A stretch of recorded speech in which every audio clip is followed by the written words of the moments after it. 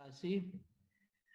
Assalamualaikum warahmatullahi wabarakatuh. Waalaikumsalam warahmatullahi Alhamdulillah.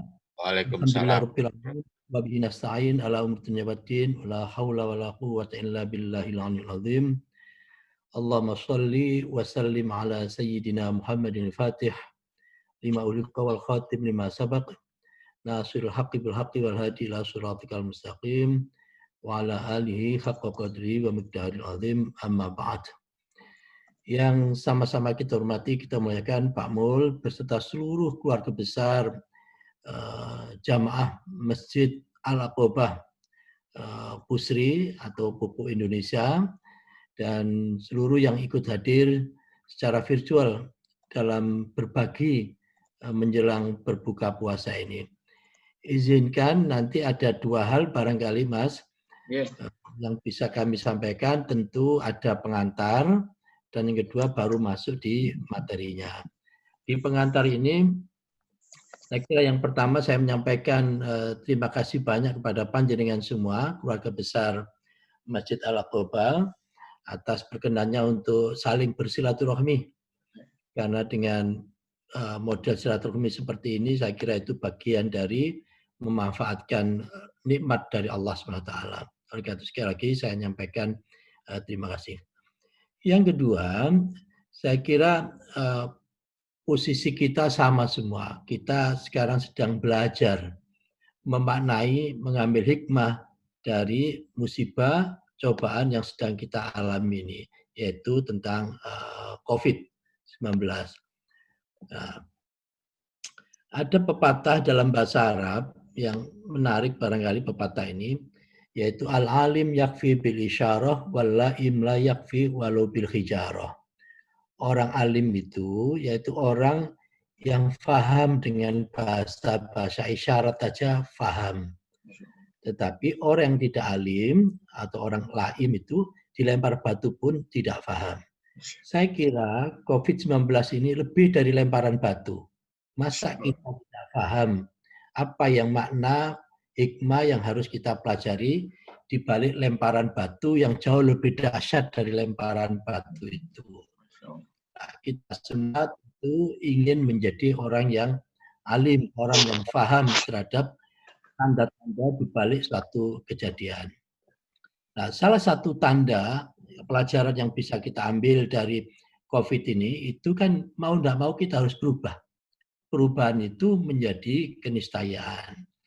Saya punya keyakinan, insya Allah panjenengan pun juga punya keyakinan, kalau tidak ada COVID seperti sekarang ini, mungkin kita agak enggan melakukan Vicon atau Zoom ataupun pakai apapun lah, pakai virtual. Saya kira kita agak enggan. Tetapi dengan terjadinya yang sekarang ini, maka kita dipaksa untuk melakukan perubahan-perubahan itu. Saya ambil statement dari Pak Charles Darwin, dia bilang apa? It is not the strongest of that survive, nor the most intelligent. Bukan orang yang paling kuat yang bisa bertahan, bukan pula yang paling cerdas yang bisa bertahan, tetapi the one most responsive to change. Tapi siapapun yang mampu melakukan perubahan-perubahan. COVID-19 ini sebenarnya membongkar tatanan yang ada dan memaksa kita untuk membangun tatanan baru atau new normal. Contoh yang saya tidak tahu kalau di Masjid Al-Aqobah, masjid di Surabaya, banyak masjid yang mengalami defisit. Banyak masjid yang harus merumahkan karyawannya atau marbotnya. Yang selama ini belum pernah kita pikirkan. Ada masjid yang melakukan PHK. Itu biasanya PHK itu di perusahaan. Tapi ini PHK terjadi di masjid. Karena masjidnya kena lock, tidak ada kalengan, tidak ada kencan, dan seterusnya. Akhirnya defisit dan tidak ada yang dikerjain, akhirnya dirumahkan dan seterusnya. Ini membawa satu pekerjaan baru kita, melakukan perubahan gimana mengelola masjid yang tidak tergantung dari kalengan atau kencrengan itu. Tetapi masjid harus punya sumber usaha sendiri yang tahan lama, tahan banting, tidak tergantung dari jamaahnya ansih urunannya, tapi sudah punya semacam passive income. Oleh karena itu, ini membangun kesadaran baru kita. Dan yang berikutnya lagi, banyak yang tanya, Pak, kapan yang namanya COVID-19 ini berakhir? Ya kan begitu. Jadi jawaban saya, wallahu alam, enggak tahu saya. Ya. Kenapa? Karena trennya itu sekarang masih naik terus begini, ya masih naik terus begini. Bahkan kemarin sudah 600 berapa tiap harinya begitu. Nah, ini sangat tergantung dari kebijakannya, ya sangat tergantung dari kebijakannya. Kalau kebijakan dan implementasinya itu sistem, ya tidak kebijakan yang terpisah-pisah, terpilah-pilah, demikian juga terjadi simetrik, tidak justru asimetrik antara yang satu dengan yang lain bertabrakan, maka saya kira itu akan bisa lebih cepat. Tetapi kalau kebijakan sendiri dan implementasinya sendiri serta itu semua asimetrik, ya wallahu alam lama sekali itu. Oleh karena itu punya pengaruh juga dari perilaku sosial. Dan berikutnya lagi, penambahan bed di rumah sakit itu jauh lebih kecil dari penambahan orang yang terkena. Ya, padahal satu bed itu paling tidak diokupansi digunakan oleh pasien itu 14 hari minimalnya. Sehingga kalau kita nambah 1 hari ini, itu akan di-booking oleh orang itu 14 hari. Padahal setiap hari tambah, setiap hari tambah, setiap hari tambah. Dari situlah maka muncul kebijakan yang namanya isolasi mandiri. Kalau isolasi mandiri, itu kalau rumahnya besar, seperti rumahnya Pak Direktur atau rumah dinas dan seterusnya, itu mudah. Tapi kalau rumahnya rumah kecil-kecil dan seterusnya, itu potensi sebagai carrier. Oleh karena itu sekali lagi, ini pelajaran yang harus kita ambil. Berikutnya lagi, dari sisi ramalan-ramalan, prediksi-prediksi. Pada 27 April yang lalu, pada saat data-datanya masih seperti ini, itu diperkirakan Juli sudah berakhir. Tetapi 7 Mei kemarin itu diperkirakan sampai Oktober. Data yang disajikan sekarang ini, kalau panjenengan pelajari dengan baik, itu data yang terlambat yang disajikan. Karena apa? Karena untuk ngetes pakai PCR itu sekarang paling tidak yang awalnya butuh 3-4 hari, sekarang sudah butuh 10 hari. Sehingga definisi seseorang itu positif atau tidak, itu terlambat ya taruhlah 1 minggu. Sehingga data yang sekarang diumumkan itu adalah data yang 1 minggu yang lalu. Nah, oleh karena itu ini yang harus kita waspada, harus kita lakukan perubahan-perubahan. Oleh karena itu, saya kira the greatest danger in times of turbulences is not the turbulence itself, but to act with yesterday's logic. Jadi persoalan-persoalan yang seperti sekarang kita alami, turbulensi ini, bukan turbulensinya sendiri yang menjadi persoalan, tetapi seringkali kita di dalam menyelesaikan persoalan itu menggunakan logika-logika usang, logika-logika yang sudah tidak comply lagi dengan masa sekarang. The true test of leadership is how well you function in a crisis. Jadi sejati-jatinya tes kepemimpinan itu pada saat krisis.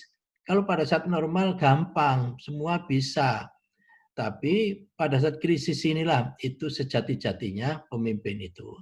Sejati-jatinya Bapak pada saat rumah tangganya dilanda taruhlah kecukupan rezekinya berkurang, maka disitulah kehebatan sang ayah atau sang bapak itu. Nah, sehingga apa? Sehingga sekali lagi, sekarang ini adalah tes real dari kepemimpinan kita, baik kepemimpinan nasional maupun kepemimpinan sampai di level-level sesuai dengan posisi kita masing-masing. Intinya, the new time, new normal, akan membutuhkan new need, akan membutuhkan kebutuhan baru. Dan begitu ada kebutuhan baru, akan ada new solution. Akan ada pendekatan-pendekatan solusi-solusi baru. Kalau ada new need, terus kita gunakan pendekatan-pendekatan yang usang, saya kira tidak comply lagi. Disitulah kaidah yang sering kita pakai di dalam kaidah fikih, yaitu al-muhafadzatu al-qadimus sholih wal ahdu bil jadidil aslah. Yaitu mempertahankan yang lama yang masih baik dan mencari yang baru yang lebih baik. Ini mencari yang baru yang lebih baik inilah yang harus terus kita eksplorasi terus. Kaidah ini saya tidak berani menggunakan kaidah di rumah tangga. Ini kaidah yang non rumah tangga. Karena kalau kita gunakan di rumah tangga, mempertahankan yang lama yang masih baik, dan mencari yang baru yang lebih baik, itu banyak yang nanti ngejak tengkar itu, kalau itu yang dilakukan. Oleh karena itu, yang perlu kita waspadai, itu apa? Pergeseran dari V-shape menuju ke U-shape. Jadi kalau persoalan COVID ini V-shape begini, itu relatif nyaman Mas Yan, meskipun berat. Karena begitu kita sampai di bottom line, kita langsung naik. Tetapi begitu kita bergeser ke U-shape, di bawahnya ini asfala safilinya itu lama. Nah, disinilah kita bertahan sampai berapa kita mampu bertahan itu.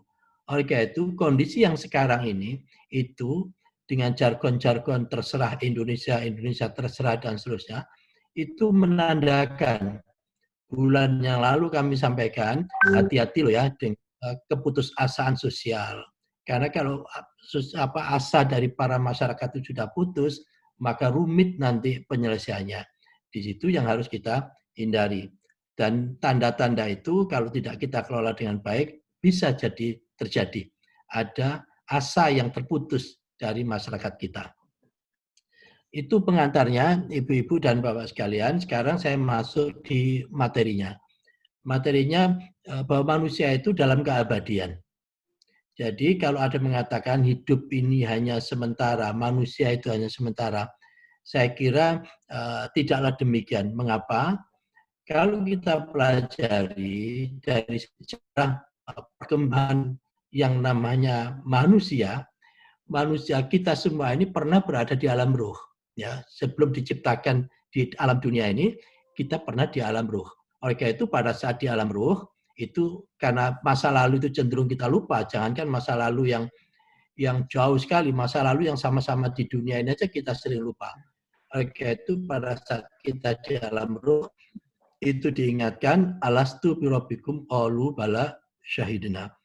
Tidakkah pada saat itu, di saat di alam ruh itu kita diingatkan, tidakkah aku ini Tuhanmu? Maka saat itu kita semua menjawab, qalu bala syahidna, tentu ya Allah. Nah, setelah kita masuk di alam ruh, kita pindah lagi ke alam rahim. Di alam rahim inilah 9 bulanan rata-rata. Dan begitu selesai di alam rahim, kita masuk di alam dunia yang sekarang ini. Kita sekarang ini berada di alam dunia. Mbah-mbah kita, saudara-saudara kita, sudah ada yang pindah ke alam barzakh. Ya, semuanya menunggu di sini. Menunggu di sini. Kita pun juga akan masuk ke sini. Ya, akan masuk ke sini. Nah, nanti kita akan rame-rame setelah kiamat. Setelah kiamat itu tidak ada orang yang di sini, semuanya hijrah ke sini. Yaitu masuk di sini, baru setelah itu di alam hisab, dihitung semuanya, baru dibalas surga atau neraka. Nah, disinilah kita akan kekal abadi itu. Khalidina fiha, abadan-abadan itu, yaitu yang ada di sini. Oleh karena itu, yang penting saya kira kita mempersiapkan, ya, kita mempersiapkan, yaitu yang ada di sini, karena kita sudah di sini, sudah selesai, kita sekarang di sini dan akan menuju ke sini. Pada saat orang itu di sini, itu masih bisa melakukan transaksi dengan alam dunia itu. Oleh karena itu, ada hadis yang saya mendefinisikannya sebagai passive income, ya, kita terus-menerus dapat, meskipun sudah selesai, dapat, yaitu apa? Sedekah jariah, ilmu yang bermanfaat, dan anak yang soleh yang mendoakan. Atau bisa juga dapat dari orang-orang lain, yaitu karena orang lain atas doa-doanya. Disitulah kenapa kita selalu kalau pas Jumatan itu ada doa, Allahumma fir lil muslimin wal muslimat wal mu'minin wal mu'minat ala qiyam Muhammad ilah alayah itu. Itu menunjukkan bahwa sekarang kita berada di sini menuju ke sini.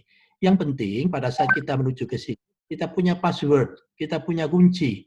Yaitu apa kuncinya? Kuncinya la ilaha illallah Muhammad Rasulullah. Kalau kita punya kunci di sini, maka insya Allah kita selamat.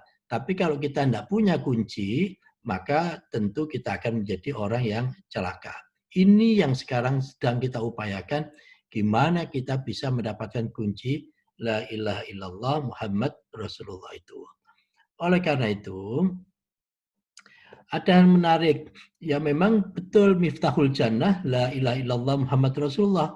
Kuncinya surga itu, ya la ilaha illallah Muhammad Rasulullah.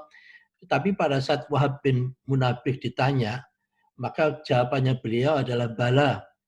Walakin mafatihal illa lahu asnan, fa'in ataita bimafatihal lahu asnan, futikhalak. Jadi kalau kunci itu semuanya punya gigi-gigi, ya punya gigi. Kalau kita membawa kunci dengan gigi, ada gigi-giginya, maka bisa kita buka pintu itu. Tapi kalau kita tidak punya gigi, kuncinya tidak punya gigi, maka tidak bisa dibukalah pintu itu. Dalam bahasa modern giginya itu kalau sekarang password. Ya, dalam bahasa konvensionalnya kuncinya giginya itu adalah ini, gigi-gigi ini. Nah, gigi yang ada 7 gigi paling enggak, yaitu gigi tentang ilmu, tentang yakin, tentang ikhlas, demikian dan seterusnya. Inilah gigi-gigi dari kunci surga itu. Kita tidak hanya punya kuncinya, tapi kunci yang disertai dengan gigi-gigi itu. Oleh karena itu, kalau kuncinya itu punya gigi-gigi, maka kita bisa masuk ke dalam surga. Tetapi memang terkadang filosofinya seperti baju ini. Semua baju itu pasti masuk dalam almari. Tetapi yang pantas untuk masuk di almari itu baju yang sudah bersih. Sehingga kalau bajunya kotor, ya harus dicuci dulu dengan sabun, ya. Bahkan kalau masih lungset, ya disetrika dulu. Kalau kainnya tebal, ya disetrikanya berulang kali. Ya, baru setelah bersih, rapi, barulah dimasukkan ke dalam almari-almari itu. Kita pun juga sekarang sedang mencari sabun. Ya, jadi dalam puasa Ramadan ini, selama Ramadan ini, itu kita bersabun diri sebanyak mungkin. Ya, doa-doa yang kita baca di malam hari, Allahumma innaka afuwun karim tuhibbul afwa fa'fu anni, itu sabun semua. Pada saat baju kotor, sabun jauh lebih penting daripada parfum. Ya, itu. Tapi pada sudah bersih, parfum lebih penting. Tapi kalau masih kotor, itu sabun yang lebih diutamakan. Sehingga istighfar itu menjadi senjata paling ampuh bagi kita semua. Gitu. Oleh karena itu, akhir-akhir Ramadan seperti yang sekarang ini, saya kira saat yang tepat ya untuk melakukan kontemplasi. Karena untuk melakukan kontemplasi itu memerlukan suasana kebatinan yang jernih, yang bersih, dan seterusnya. Dan kita kan alhamdulillah sudah 28 hari atau berapa hari, sudah tinggal 2-3 hari lagi, kan kita sudah gosok. Sudah kita gosokin setiap hari. Mudah-mudahan di akhir Ramadan ini, suasana kita bagus, sehingga kita bisa melakukan kontemplasi. Kalau ibu dan bapak sekalian melakukan kontemplasi, rasa-rasanya sepakat dengan apa yang saya sampaikan. Apa yang terjadi? Kita itu sedang mengalami defisit kebaikan. Ya, sedang defisit kebaikan. Kenapa sedang defisit kebaikan? Karena modal yang dititipkan Allah kepada kita itu jumlahnya tidak terhitung. Nikmat yang diberikan kepada kita oleh Allah itu tidak terhitung. Wa in ta'udu nikmatallahi la tuhsuha, kan bisa dihitung. Tapi kebaikan kita, hasil kita, kebaikan kita sekali lagi itu sangat bisa dihitung. Jadi ibaratnya kalau kita pinjam uang di bank itu, untuk modal usaha kita itu miliaran rupiah, hasilnya cuma 100-200 rupiah. Maka hampir pasti kita tidak akan bisa mengembalikan modal itu. Maka di saat ada orang yang menitipkan modal kepada kita, modalnya besar, dan kita tidak bisa memutar bisnisnya itu sehingga mendapatkan keuntungan yang besar, maka hanya ada 2 cara, yaitu kita mohon ampun, mohon maaf kepada pemberi modal. Ya Allah, Pak Mul, saya mohon maaf, panjenengan sudah ngasih kesempatan saya, sudah ngasih modal, sudah ngasih ini, modalnya banyak, tetapi ternyata saya tidak bisa berprestasi. Prestasi hanya segini-gininya, maka minta maaf lah begitu. Ya, minta ampun kepada Allah, karena Allah adalah pemberi modal kepada kita. Tetapi juga tidak cukup hanya minta maaf. Tapi sisa waktu yang kita miliki, kita harus cari bisnis. Harus kita putar, cari bisnis yang untungnya tebal dan tahan lama. Dan itulah yang namanya sedekah jariyah yang esensinya adalah wakaf itu. Wakaf itu adalah untungnya tebal dan tahan lama. Jadi pasif income. Oleh karena itu saya kira dua pendekatan ini yang harus kita lakukan. Ini dasarnya tadi sudah saya sampaikan. Ya, ini juga sama. Nah, ini ibu-ibu dan bapak sekalian yang saya hormati, saya muliakan. Kalau panjenengan baca pada surat Al-Munafikun ayat 10, A'udzubillahi minasyaitonirrajim. Bismillahirrahmanirrahim. Wa anfiqu mimma razaqnakum min qabli an ya'tiya ahadakumul mautu fayaqula rabbi laula akhartani ila ajalin qarib fa asaddaqa wa akum minas shalihin. Coba pandangan bayangkan, kalau seandainya Allah itu mau menunda sedikit saja dari kematianku, ya, aku akan bersedekah ya Allah.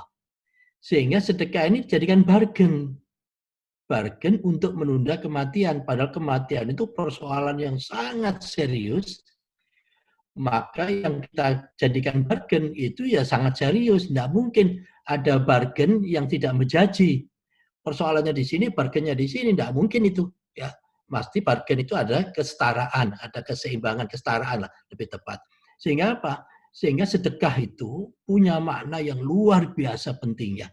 Itu sampai dijadikan sebagai bargain untuk urusan kematian gitu.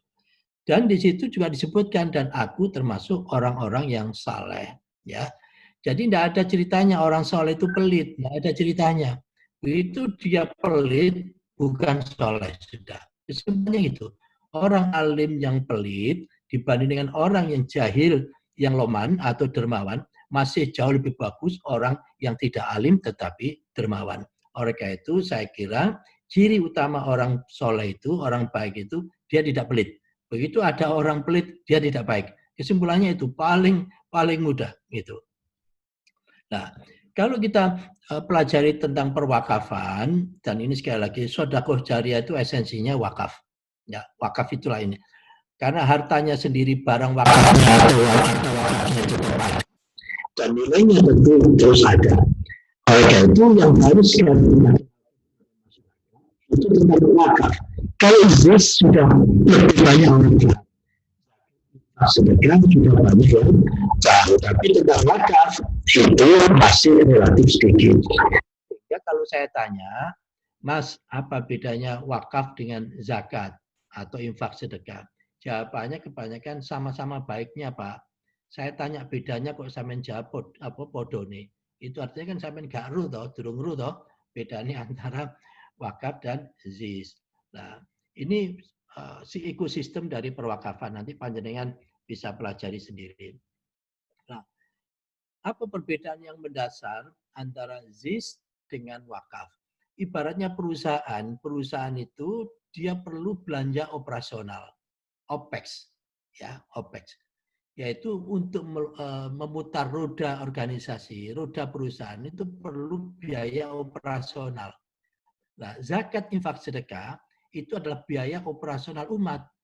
Oleh karena itu zakat itu harus dihabisin setiap tahun karena tahun berikutnya lagi itu akan ditetapkan berapa zakat nilainya lagi. Kalau sekarang kita zakat taruhlah 100 juta, bisa jadi tahun depan bisa 120 dan seterusnya. Karena hitung-hitungannya dinamis tergantung selama masa haulnya itu. Nah, jadi ZIS itu sebagai biaya operasional. Sedangkan wakaf itu belanja modal. Ya, karena barangnya tidak boleh habis. Capital expenditure, biaya investasi. Nah, umat ini itu perlu dua-duanya. Perlu biaya operasional, tetapi kalau hidup kita itu habis dipakai untuk biaya operasional, maka keluarga kita, rumah tangga kita, bangsa kita, organisasi kita akan rawan. Dia tidak akan bisa bertahan lama, karena tidak punya investasi berikut-berikutnya lagi. Dari situlah maka ZIS dan WAF ini menjadi satu kesatuan saling komplementari, yaitu saling melengkapi. Operasional penting, tetapi tidak cukup. Sehingga saya sering menyampaikan begini guyonannya, kalau saya ketemu dengan orang-orang ZIS. Orang baik itu adalah orang yang telah melaksanakan kewajiban. Itu orang baik. Tapi orang yang terbaik itu adalah orang yang melaksanakan di atas kewajiban. Zakat itu adalah kewajiban, wakaf melebihi dari kewajiban. Sehingga kalau mau menjadi orang yang terbaik, maka tidak cukup hanya melakukan zakatnya saja, tapi sampai di wakaf. Ini yang sekarang sebentar.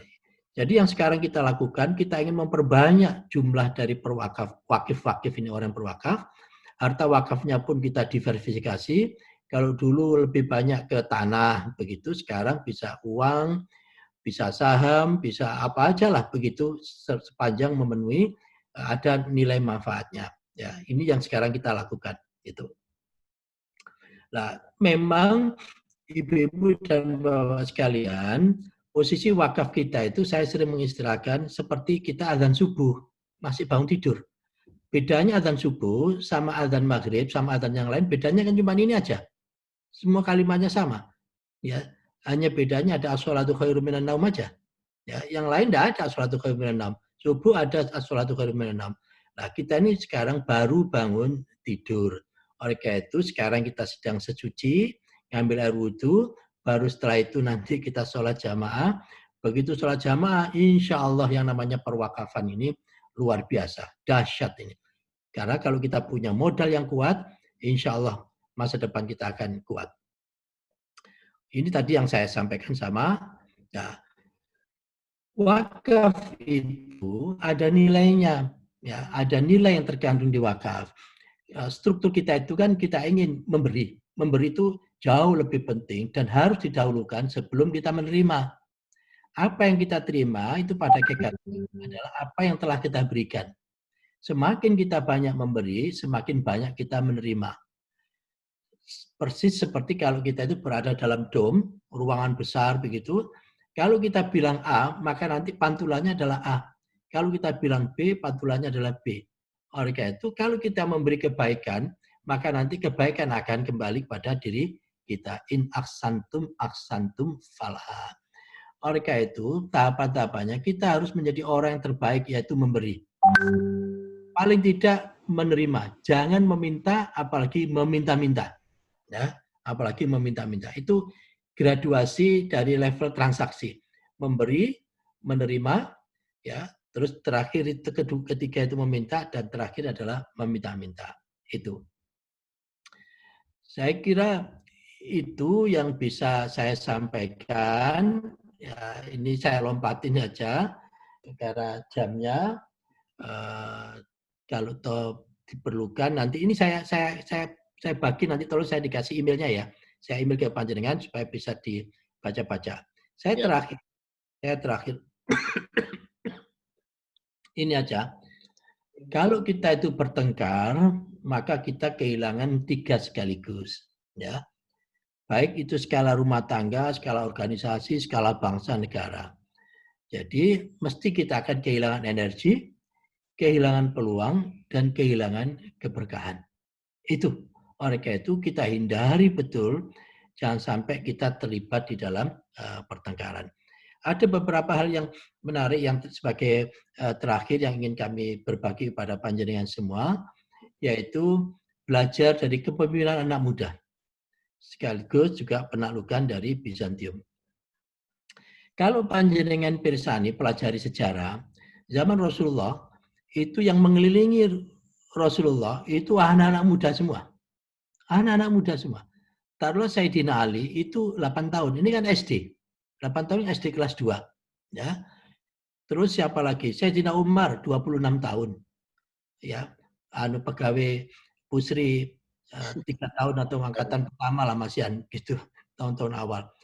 Sayyidina Abu Bakar 37 tahun. Demikian dan seterusnya. Tapi yang menarik ada kisah yaitu siapa yang mengambil inisiatif untuk membunuh Abu Jahal, panglima perang. Ada 2 anak muda, yaitu Mu'adz dan Mu'awiz yang usianya 14-13 tahun. Ini kan SMP kelas 2 lah begitu kan. SMP lah begitu, belum SMA. Dia pamit ke ibunya, Bu, saya mau berangkat ikut berperang. Perang sama siapa kamu? Ikut siapa? Ikut Rasulullah. Kalau begitu silahkan kamu berangkat, tetapi kamu jangan pulang ya. sebelum kamu bisa memisahkan kepalanya Abu Jahal dengan badannya. Katanya dua anak ini beres Bu. Yang SMP ini sudah bisa melawan Abu Jahal, gitu, panglima perang. Terus akhirnya dia ketemu sama Abdurrahman bin Auf. Ya Abdurrahman, tunjukkan mana yang namanya Abu Jahal itu. Ya, saya tidak rela. Rasulullah orang yang begitu saya cintai, saya muliakan, dia maki-maki, dia caci, diancam oleh Abu Jahal itu.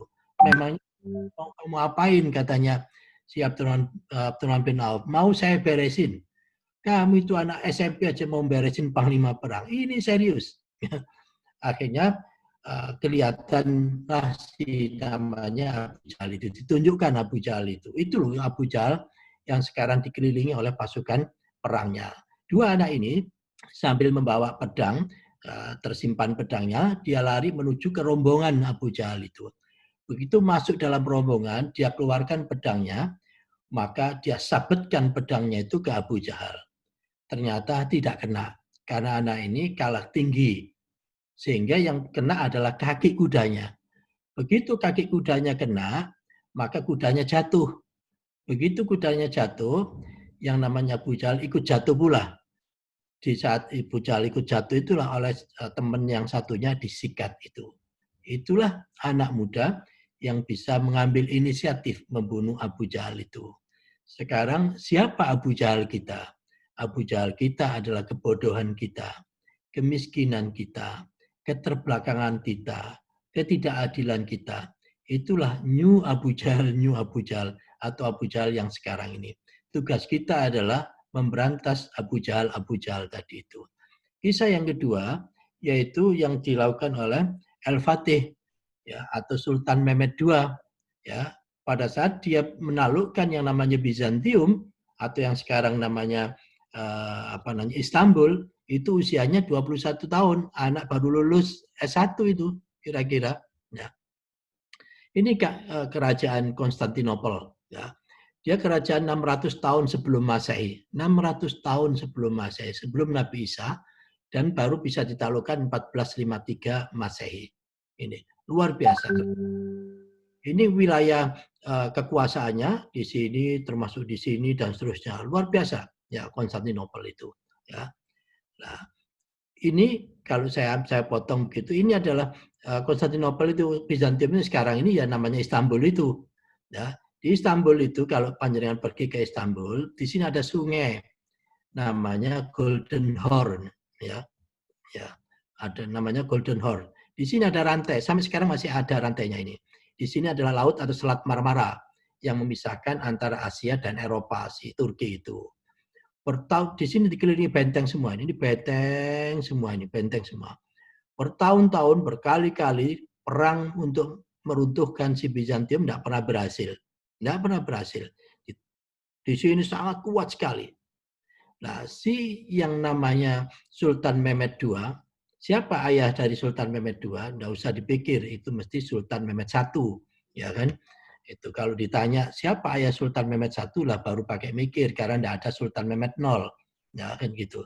Nah, ini Sultan Mehmed I, Sultan Mehmed II ini anaknya. Dia tahu persis, sudah berkali-kali dia pelajari dari sisi sejarah, tidak pernah berhasil. Ya, oleh karena itu, karena dia tahu bahwa daerah sini yang lemah, yang tidak dijaga atau penjaganya sangat kecil, maka dia mengambil inisiatif. Gimana caranya saya nyerbu lewat sini? Tetapi di sini ada rantai yang tidak mungkin saya melewati sini. Karena di sini juga ada pos penjagaan. Ya satu-satunya jalan, saya harus menaikkan perahu-perahu saya, kapal-kapal saya di perbukitan sini. Dalam semalam itu bisa 70 kapal yang dia bisa terjunkan di Golden Horn sini. Begitu kapal-kapal ini masuk atau terjun, sudah masuk di Golden Horn, maka diserbulah di sini. Yang sangat lemah penjagaannya. Saat itulah yang namanya Istanbul atau Konstantinopel atau Bizantium itu tertaklukkan oleh anak muda. Saat itu usianya 21 tahun. Ini adalah orangnya, ya, dia meninggal usia 49 tahun. Memang Rasulullah pernah menyampaikan bahwa Konstantinopel akan jatuh ke tangan tentara Islam. Rajanya sebaik-baik raja, tentaranya adalah sebaik-baik tentara. Hadis yang diriwayatkan oleh Imam Ahmad. Itu pernah terjadi sekian puluh tahun, yang sekian ratus tahun sebelumnya. Oleh karena itu, saya kira ini yang bisa saya berbagi dengan panjenengan semua.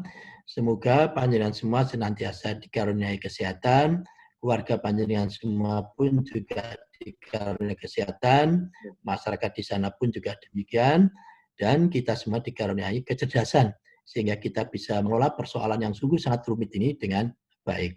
Dan pertolongan Allah senantiasa tercurahkan kepada kita semua. Intinya kalau saya boleh nitip pesan, tolong wakaf digerakkan. Karena itu capital expenditure. Jangan aset ini habis dipakai untuk operasional saja. Tetapi kita harus menyiapkan yang sifatnya investasi-investasi. Alhamdulillah ragam sekali, termasuk wakaf uang. Yang terakhir kami berhasil mengumpulkan 50 sekian M, kita belikan sukuk. Dari sukuk itu ada hasilnya. Dari hasilnya itu kita pakai untuk bangun retina center, membangun rumah sakit, demikian dan seterusnya. Kalau ini bangsa ini atau Pusri, itu saya tidak tahu berapa jumlah pegawainya.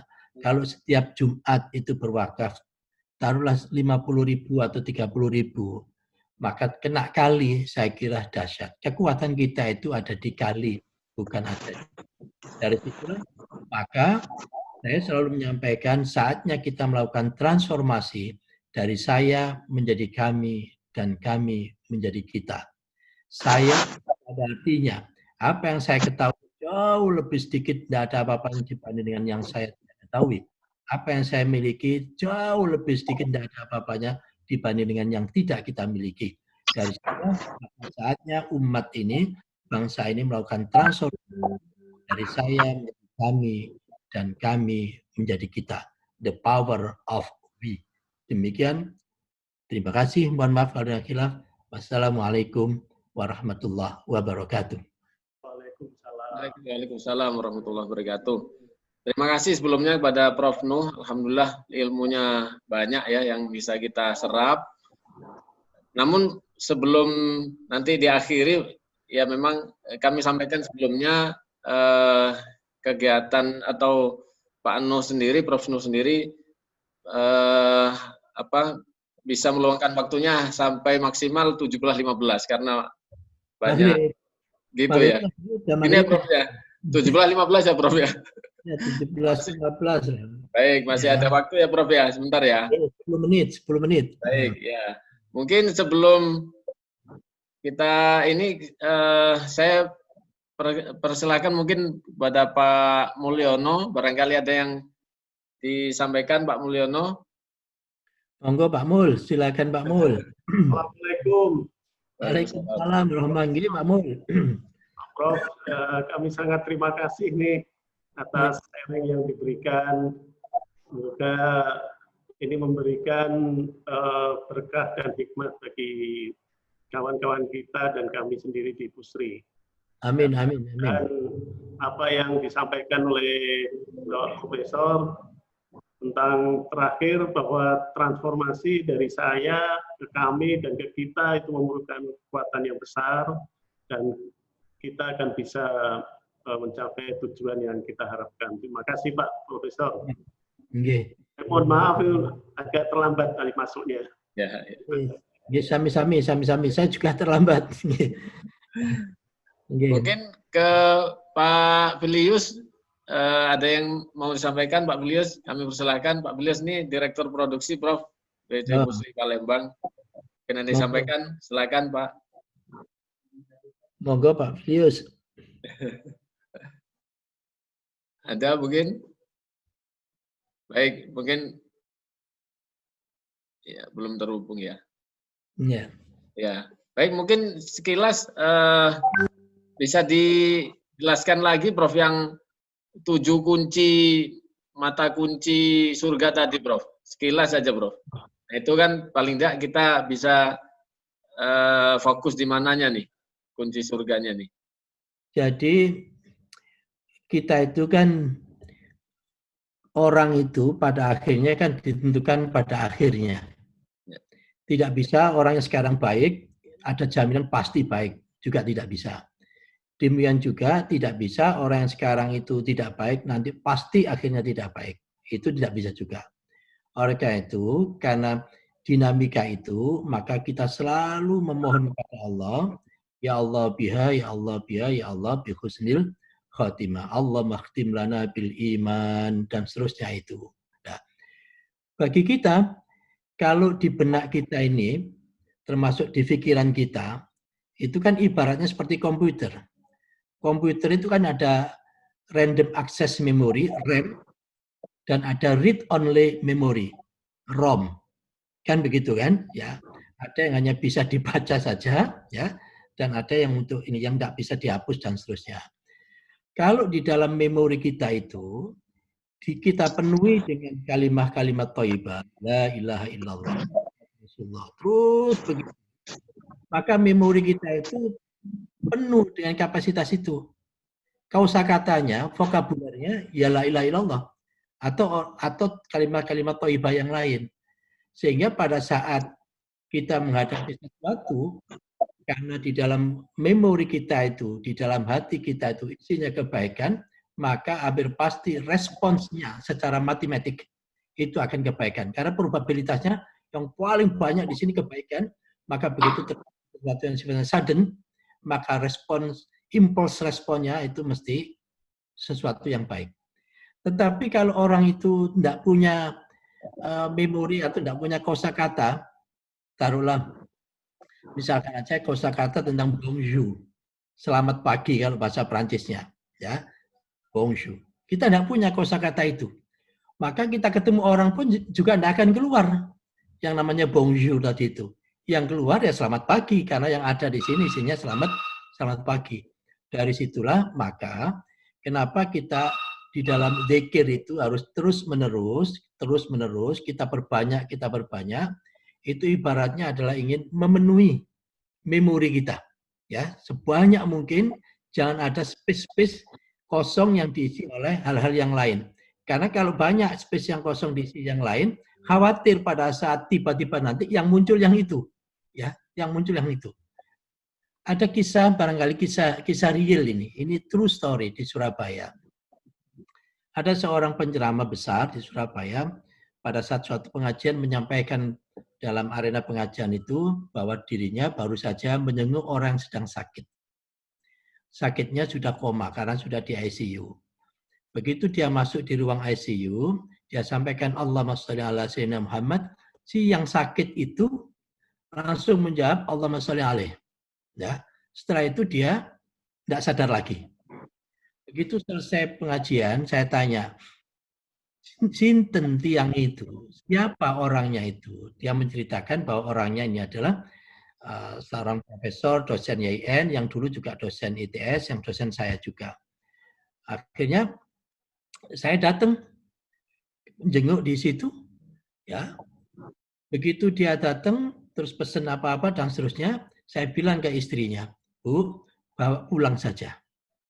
Ya, bawa pulang aja, siapa tahu nanti malaikat sedang menunggu di rumah. Akhirnya dibawa pulang paksa. Begitu dibawa pulang paksa, subuhan saya dapat telepon dari WA dari si istrinya, beliau menyampaikan bahwa suaminya telah tiada dan seluruh anak istri dan anak-anaknya sedang berkumpul, sedang berpelukan dan seterusnya. Jadi pentingnya kita wirid atau zikir yang berulang kali itu, bahasa komputernya adalah memori, ya, memenuhi memori supaya nanti tidak ada hal-hal yang bisa keluar. Saya kira itu di situ ada Pak Filius yang sudah nyambung katanya, ya. Ya. Iya, Prof. Mungkin baru tersambung koneksi dengan Pak Filius. Monggo silakan. Kami persilakan Pak Filius kalau ada yang mau sampaikan.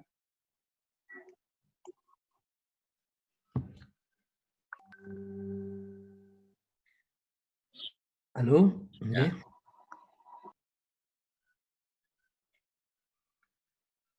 Ya, rupanya masih terputus, Prof. Oke. Ya. Oke. Jadi Ya. dari 7 tadi itu, salah satu mata kunci Ya. itu kan ilmu. Ilmu. Ilmu, sudahlah ilmu. Sehingga dalam diri kita itu harus kita siapkan atau kita tata, kita itu haus terhadap ilmu itu.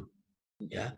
Dalam syair-syair bahasa Arab yang disebutkan begini, ta'allam fa innal ilma zainun li ahlihi wa fadlun wa unwanun li kullil mahamidi wa kum mustafidan kulla yaumin ziyadatan minal ilmi wasfafi buhuril fawaidi. Jadi ilmu terus sinau, belajar. Karena ilmu itu zainun li ahlihi, yaitu seperti baju, pakaian, perhiasan bagi yang punya ilmu tadi itu. Dan dimintakan bahwa kita itu wakum mustafidan, hendaknya kita selalu bisa memberikan kemanfaatan atau kefaedahan. Ya. Karena toh juga sebaik-baik orang itu orang yang paling banyak memberikan kemanfaatan. Sehingga logika baliknya, mafhum mukhalafahnya, orang yang paling jelek adalah orang yang paling banyak memberikan kerusakan atau kemufasadatan itu. Sehingga kalau konteks COVID ini, sebenarnya kalau ada orang yang luyur saja, tidak mau stay at home, ya, dia bebas saja berkumpul dan seterusnya, itu kan sebagai potensi untuk kemudorotan itu sebenarnya. Bukan orang terbaik. Sehingga kaidahnya kan, kaidah yang kita pakai itu kan kaidah kan darul mafasid, ya, itu harus didahulukan, muqaddam, sambil manafi'. Jadi menghilangkan atau menghindari kemudorotan harus didahulukan dibanding dengan mendatangkan kemanfaatan. Contoh paling ekstrim, kalau panjenengan Pak Mul sedang sholat Jumat di Masjid Al-Aqobah, terus mohon maaf di sebelahnya ada kebakaran misalkan, mana harus didahulukan? Ya, menuntaskan sholat Jumatnya atau beresin kebakaran? Beresin kebakaran dulu. Nah, itu sama-sama di sini juga penting, di sini penting, tapi pada saat kena seperti itu, yang kemudorotan yang harus didahulukan. Oleh karena itu yang kita pakai. Kenapa? Tidak apa-apa kita sholat di rumah, jamaah di rumah, karena kita khawatir. Dan untuk itu kita bukan berarti tidak takut sama Allah, bukan. Justru kita mengikuti jejak Rasulullah Muhammad SAW, dan itulah hakikat dari takwa itu. Jadi mengikuti apa yang telah dipatuhkan, diajarkan oleh Rasulullah, itu adalah bagian dari takwa. Karena masih ada orang punya pendapat, kamu sama corona kok takut? Takut sama Allah. Ya, takut sama Allah. Nah, itu COVID kok ditakutin? Musyrik itu. Ya. Nah, saya jawab begini, nanti coba carikan ular, saya kasihkan pada Pak Khotib tadi itu atau Pak Ustadz itu, dia lari apa enggak kalau saya kasih ular? Kalau dia lari, saya kasih ular, berarti sampean tuh sama ular takut. Ya takut itu sama Allah, tidak apa-apa ada ular sini. Kan begitu aja sebenarnya logikanya. Padahal ini COVID itu real adanya. Oleh karena itu saya kira kita perlu melakukan transformasi mindset, termasuk di dalam kita beragama. Jangan sampai kita egois di dalam menjalankan keagamaan kita. Saya kira itu ya. Monggo ada satu lagi yang ingin sampaikan. Ya, Prof. Ya mungkin sudah cukup jelas begitu ya. Tinggal bagaimana kemudian memupuk kesabaran ini, Prof. Sambil terus berikhtiar begitu ya. Terus berikhtiar tapi terus sabar sampai kemudian Allah memberikan jawaban dari atas apa yang kita ikhtiarkan gitu, Prof ya. Iya. Kalau panjenengan pelajari yang namanya Nabi Musa, pertolongan Allah itu tidak di tengah jalan. Pertolongan Allah itu pas di pinggir, di bibir lautan. Yang kalau dia itu terus jalan, tenggelam, mati dia. Kalau dia balik, kenalah sama Fir'aun. Maka pada saat mepet, disitulah pertolongan Allah akan datang. Gitu. Jadi, dan juga Allah punya rahasia-rahasia sendiri, cara tersendiri di dalam menyelesaikan persoalan. Oleh karena itu kalau kita pelajari kisah Nabi Musa, begitu Nabi Musa disuruh bawa kuda betina, Nabi Musa tanya, loh ya Allah kenapa aku harus menyiapkan kuda betina? Tidakkah untuk berlomba, untuk berlari ini kuda laki-laki yang justru yang paling baik? Sudahlah kamu cari kuda betina. Begitu dia cari kuda betina, pada saat sampai di bibir lautan, si Fir'aun sudah tahu, merasa bahwa ini pasti ada mukjizat. Itu. Oleh karena itu dia rem kuda laki-lakinya si Fir'aun itu, tetapi tidak bisa direm. Karena apa? Karena sedang muncul birahinya. Karena di depan ada kuda perempuan, kuda wanita yang ditunggangi oleh Nabi Musa. Karena tidak bisa direm, begitu Nabi Musa diberi pertolongan pada saat di bibir lautan, dia masuk ke dalam lautan dengan nyamblekkan si tongkatnya itu, Fir'aun juga tidak bisa direm ini kudanya karena sedang birahi. Itulah rahasia Allah itu.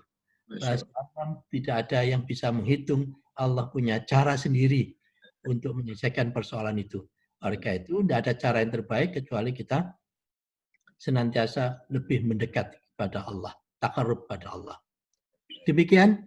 Baik, ya Prof. Malam 29 ya. Allah. Baik, gitu ya. Semoga Allah senantiasa memberikan taufik hidayah kepada kita semuanya untuk bisa menuntaskan Ramadan tahun ini dengan penuh kebaikan, keberkahan begitu, dan semoga Allah dengan berakhirnya Ramadan nanti juga Allah memberikan jalan keluar dari apa yang kita susahkan sekarang begitu ya Prof ya. Mungkin itu yang bisa disampaikan oleh Prof ya. Jadi kita akhiri mungkin forum kajian online ini. Sebelum kita akhiri, kami informasikan sekali lagi bahwasannya ada kajian online terakhir nanti di hari Sabtu, di hari terakhir Ramadan dengan Dr. Hamid Fahmi Sargasi dari Universitas Darussalam Gontor Ponorogo. Jadi bagi bapak-bapak, ibu-ibu yang sudah join, kami undang kembali nanti di hari Sabtu di jam 4 sore menjelang berbuka.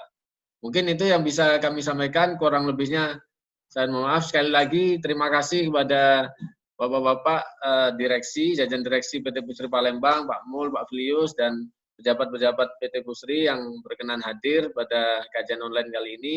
Dan sekali lagi kami sampaikan terima kasih Prof. Nuh, jazakumullah khair. Ya, terima kasih. Lain kali bisa berjumpa lagi Prof. Nuh ya, dengan materi-materi yang lain. Dan ini salah satu hikmahnya kita di musibah corona ini, meskipun jauh, kita masih bisa bertatap muka ya Prof. Alhamdulillah. Alhamdulillah. Terima kasih. Baik, kita akhiri kajian online kali ini dengan baca alhamdulillah, alhamdulillahirabbil alamin, subhanakallahumma wa bihamdika, asyhadu an la ilaha illa anta, astaghfiruka wa atubu ilaik. Kurang lebihnya mohon maaf.